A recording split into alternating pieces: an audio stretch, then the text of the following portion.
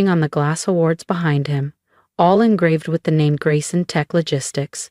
My hands trembled slightly as he paced behind his oak desk, the family crest etched into the wall behind him, a symbol that once meant legacy, now just a shadow of disappointment. "Look at these numbers, Eliza," he barked, slapping the quarterly report on the desk. "Down 15% under your watch.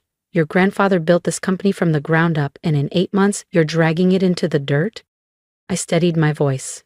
"Uncle Ron, if you'd just hear me out. My proposal to digitize our supply chain." "Enough!" he snapped. His face darkened, jaw tight with fury. "Your cousin Mark was right. You're not built for this. You're too soft, too idealistic. This industry doesn't run on algorithms and cloud systems. It runs on grit and gut." My aunt, seated elegantly on the side couch in pearls and silk, looked down at her phone. She never met my gaze when my uncle spoke like that. She never had. "The market's evolving," I insisted. "If we don't keep up, we'll be—" "I said enough," he slammed his hand down. "I gave you a chance, didn't I? 8 months as operations lead, and all you've done is play with numbers and software.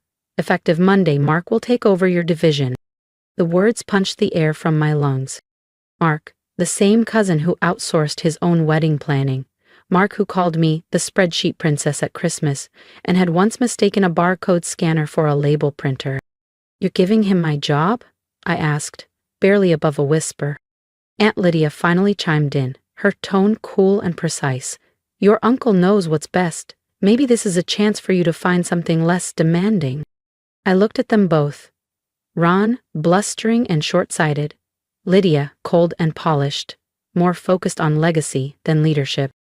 I was 31 with a dual master's in business and data systems from MIT and 4 years managing tech infrastructure and global distribution. But all they saw was the girl who used to organize shipping slips in the back room during summer breaks. "Fine," I said, my voice sharp as frost. "I resign."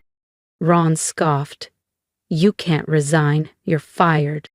I slipped off my company badge and laid it carefully on the desk. "You'll regret this." "Are you threatening me?" he growled. "No," I replied calmly, meeting his eyes. "I'm setting the clock." And I walked out, past Lydia's perfectly parted hair, past the framed photo of my grandfather on the wall, past the receptionist who looked up in shock. I didn't stop. I didn't cry. I didn't look back. But I did make a call the next morning. And 4 months later, Grayson Tech Logistics had a new majority shareholder. Me. I'd been with Grayson Tech Logistics since I was 16, back when I worked summers sweeping the shipping docks and organizing supply lists in the back room. Over the years, I'd learned every part of the operation, from packaging flow to procurement strategy. I knew our suppliers by name, understood our client pain points, and saw firsthand which systems worked and which were dangerously outdated. What Uncle Ron didn't know was that the 15% quarterly drop wasn't the real crisis. In my corner office, I calmly slid a USB drive into my laptop and transferred a few key folders. Nothing proprietary.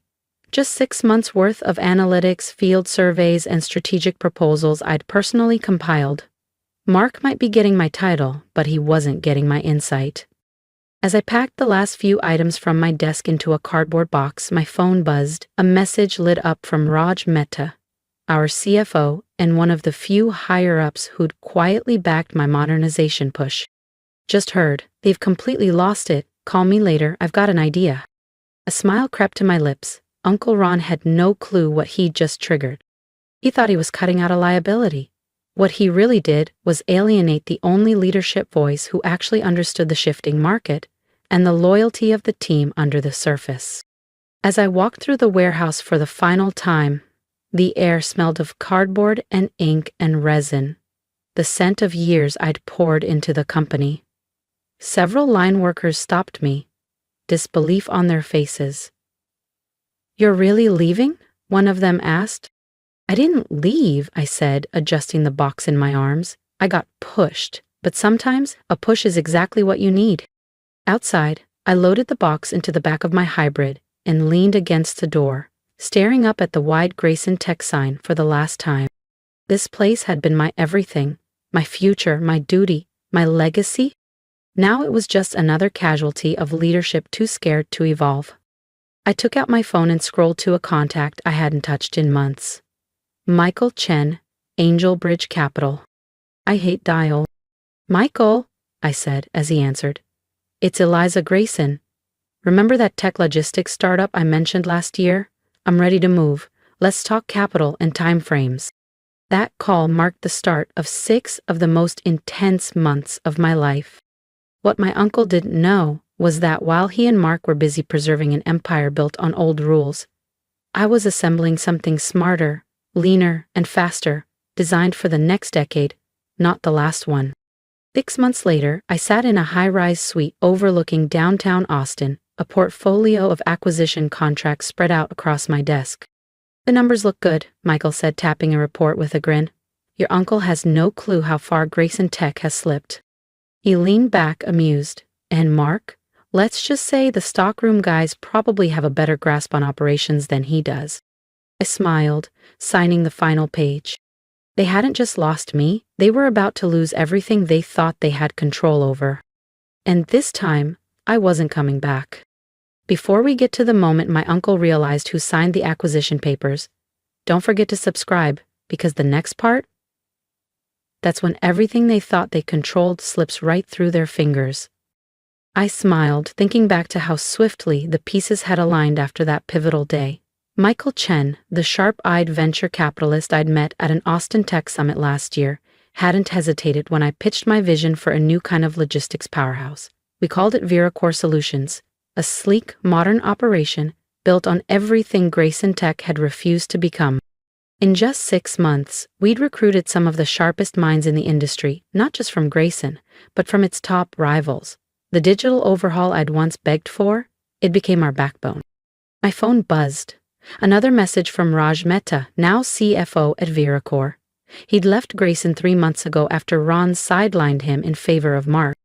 Mark just lost the Carrington freight account. Ron's losing it. I wasn't shocked. Carrington had been with Grayson for over 2 decades. I'd handled their logistics personally for the last 3 years. They didn't hesitate when I invited them to move their business to VeraCore. Eliza, Michael said from across the boardroom table, his tone focused. Grayson Tech's valuation is down 40% since you left. They're bleeding. If we act now... I nodded and turned my laptop toward him. The acquisition structure is ready. Over the past few months, we'd quietly bought shares of Grayson Tech under multiple entities, staying under radar. Now we were on the brink. Just a final push, and we'd have voting control. Right then, Emma, my assistant, popped her head in. Miss Grayson, your mother called again. She said it's urgent. Of course she did. Everything was urgent to my mother. Except when I'd needed her most. I haven't spoken to her in 6 months, I said. Tell her I'm preparing for a very important meeting. Actually, I paused, a smirk forming. Tell her I'll see them all very soon. Emma nodded, barely containing her grin. Everyone at VeraCore knew what was about to happen. The next week flew by. Contract reviews, legal filings, investor briefings. Then, it was time. Grayson Tech had called an emergency shareholders meeting. The agenda, declining revenue, client loss, and a mysterious influx of proxy votes they couldn't trace. They didn't know it yet, but I wasn't just attending. I was running it. That morning I stood in front of my mirror, smoothing out my tailored navy suit. No longer the overlooked niece trying to fit into the family mold. Now I was the woman who built a company from scratch, who turned rejection into leverage. Ready? Raj stood by my door, holding the final packet of takeover documents. I picked up my briefcase and nodded. Let's show 'em just how soft I really am. We arrived early. Through the conference room's tall glass panels, I could see the Grayson board settling in, expressions grim and tired. They had no idea what was coming. Dad sat stiffly at the head of the long walnut conference table, doing his best to project his usual air of command. But the tension in his jaw and the sheen of sweat along his temple told a different story. Mom sat beside him, her pearl earrings swinging slightly as she shifted, elegant as ever but visibly strained. Mark was hunched beside them, shuffling through his presentation slides like a high schooler unprepared for an oral exam. "Your cousin looks like he's about to pass out," Raj whispered beside me, his tone light. "Wait until he sees who's about to own the company," I replied. At precisely 9 o'clock IMing, the chairman tapped the gavel and called the emergency shareholder meeting to order. I waited outside, listening as Uncle Ron launched into a carefully worded monologue blaming everything but himself for the company's collapse. Global instability, market saturation, even a freak warehouse fire in Dallas. But not one word about outdated systems or poor management. Then came the cue I'd been waiting for. "As many of you know," the chairman announced, "a substantial portion of company shares has quietly changed hands over the past 6 months. Today, we welcome the new majority shareholder to address the board and outline their vision for Grayson Tech's future." There was a sharp gasp, undoubtedly my mother's. Then Ron's outraged bark. "What new shareholder? Who the hell's been buying up my company?" Mark mumbled something about calling a lawyer. I took a breath, opened the conference room doors, and stepped inside. Silence dropped like a hammer. My mother's coffee cup slipped from her hand, splashing across the polished table. My father turned white, and Mark looked like he might vomit. I walked to the front of the room with calm, deliberate steps and set my briefcase on the table. "Shall we begin?" "This is absurd," Ron snapped, half standing. You don't have the capital. You couldn't have." I opened my briefcase and handed a set of documents to each board member. "Actually, I do." I lifted the final page. "Vericore Solutions, my company, now holds 51% of Grayson Tech's shares." More gasps. Mark paled. "And this," I added, holding up a sleek folder, "is our proposal for full acquisition. We believe this transition will not only stabilize operations, but also restore market confidence." My mother reached for a napkin, trying to dab away the spilled coffee, but her hands shook. "Eliza, sweetheart, surely we can talk about this privately, as a family." I gave a tight smile. "We stopped being a family the day you stayed silent while he fired me from my own legacy. The day you backed Mark, who thinks operating margin is a type of surgery." Mark bolted upright. "Now just hold on. Quarterly profits are down 60%, I said, clicking into my presentation. "You've lost 8 cornerstone clients." I turned another slide. 32 key staff members have resigned, and, this is important, there are 3 pending lawsuits from clients citing product failures due to mismanaged quality checks. I looked at the board. "Shall we talk about what happens next?" "Did I miss anything, Mark?" I asked coolly, locking eyes with my cousin across the table. "Or were you too busy fine-tuning your backswing to notice the company bleeding out?" The room shifted with murmurs. The board members bent over the documents I'd handed out, expressions turning from confusion to stunned clarity. The evidence was undeniable. Grayson Tech Logistics was no longer the legacy giant it once was. "This is outrageous," Uncle Ron thundered, slamming his fist onto the table. "I built this company." "No," I cut in, my voice calm but edged with steel. "My grandfather built this company. You inherited it, just like you planned to hand it to Mark." I clicked to the next slide in my presentation, revealing Vericore's soaring metrics. "The difference is, I earned my place here. While you clung to fax machines and handshake deals, I built a company optimized for the future." The chart showed it all. Vericore's market share had doubled in 6 months. Our digital infrastructure reduced operational costs by 40%. Clients Grayson had lost were now thriving under our platform. "And those customers you let slip away?"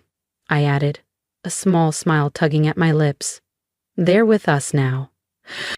Heads nodded around the table. Even the most skeptical directors couldn't deny the numbers. "You can't do this to your own family," my mother said softly, voice lined with desperation. "Watch me," I replied, cool and measured. "What I'm offering is generous, above market value for the remaining shares. The alternative is watching Grayson Tech fade into irrelevance by year's end." Uncle Ron collapsed into his chair, his defiance deflating into something that looked a lot like fear. For a moment, He just stared at the edge of the table. Why not? He asked finally. Why not just build your own success? Why come back here at all? I walked toward him, hands planted firmly on the polished table. Because you needed to learn something, I said, steady and low. Being a woman doesn't make me soft. Being your daughter doesn't make me any less capable. I leaned in. You made your decision 6 months ago. This is mine. Call it a very expensive leadership seminar. The vote took less than 10 minutes. The board approved the acquisition with near total consensus. I stood still as Uncle Ron, shoulders hunched and hands trembling, signed the final transfer papers. The Grayson name will remain, I said as he stood to leave, refusing to meet my eyes. But everything else changes, starting tomorrow. My mother moved toward me, arms partially extended, her lips forming a fragile smile. I stepped back before she could close the distance. There wasn't anger in me, just clarity. She had made her choice too. Mark had already vanished, probably halfway to the golf course, muttering something about unfair takeovers as he ducked out. That evening, I stood alone in what had once been Uncle Ron's office. The sun dipped low across the Austin skyline, throwing golden light through the wide windows.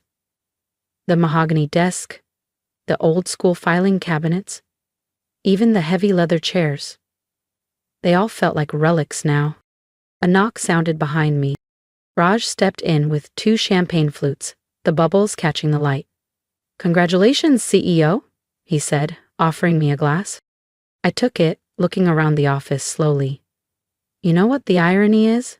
I said.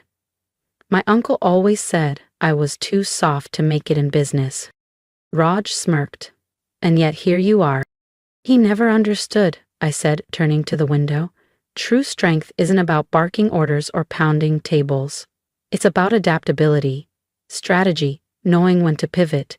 That's what leadership is." "To change," Raj toasted. "And to karma," I added, tapping his glass with mine. The next morning, a moving crew arrived early to begin replacing the old furniture. Sleek workstations, cloud-integrated systems, and upgraded hardware rolled through the lobby. New vision, new era. As I oversaw the transition, my phone buzzed. A text from my mother. "Your father would like to talk, maybe over dinner?" I stared at the message for a long second. Then I set the phone down, turned back to the future, and smiled. If you've ever been underestimated, pushed aside, or told you were too quiet, too soft, or simply not enough, this story is for you. Leave a comment below and tell me, what did they get wrong about you? I read every message, and if my story taught me anything, it's this. Real strength isn't loud. It's the quiet, steady kind that builds in silence and strikes when the time is right. Subscribe if you believe that success doesn't need permission, only vision. Let's build a space where women like us don't just survive, we rise, we lead, and we rewrite the ending.